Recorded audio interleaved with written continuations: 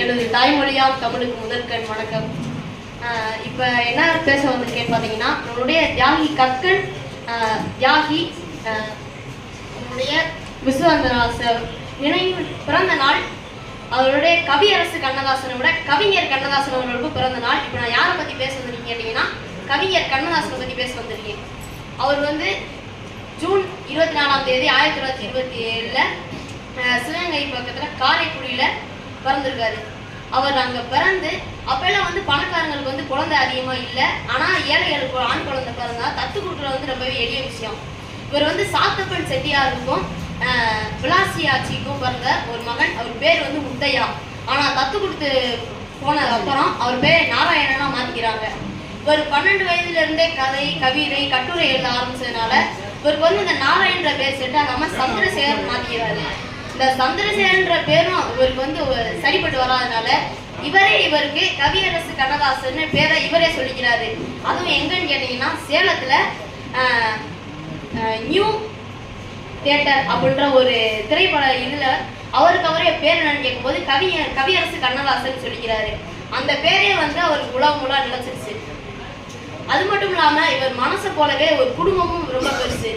இவருக்கு 3 மனைவிகள், பொன்னம்மாள், பார்வதி, வள்ளியம்மாள் என்ற 3 மனைவிகள், மொத்தம் 15 குழந்தைங்க. இவங்க வீட்டில் வந்து எப்பயுமே எப்படி கூப்பிடுவாருன்னா, கீரை, முழுக்கீரை, அரைக்கீரை அப்படி கூப்பிடுவாராம். எப்படின்னு பார்த்தீங்கன்னா, ஏன் அழுகிற சிரிக்கிற. அன்னைக்கு அவங்க மனைவி வந்து ஒரு நாள் ஏங்க அப்படின்னு கூப்பிட்டு இருந்திருக்காங்களாம்.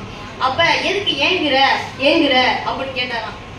அன்னையிலேருந்து அந்த கீரை அப்படின்றது அவருக்கு குடும்ப வழக்கமாகவே ஆயிடுச்சு.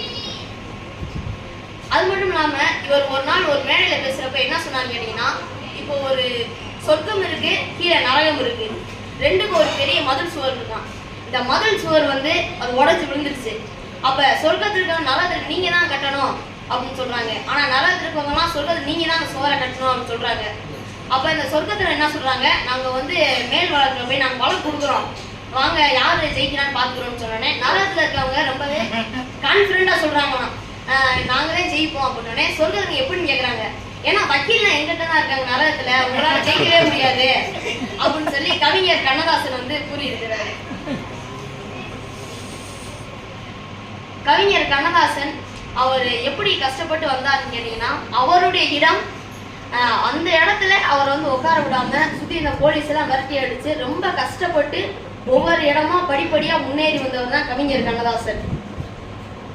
இன்னொன்று என்ன சொல்ல வரேன்னு கேட்டீங்கன்னா, இங்கே பாரதிய தமிழ் இலக்கிய பேரவையில் கலந்துகிட்ட எல்லாருமே உலகத்துல கடைசி மனிதன் இருக்கிற வரைக்கும் நம்மளுடைய எல்லார் புகழும் நம்மளுடைய பாரதிய புகழும் நிலைச்சிருக்கணும்னு சொல்லி கேட்டு என் உரையை முடிக்கிறேன். நன்றி.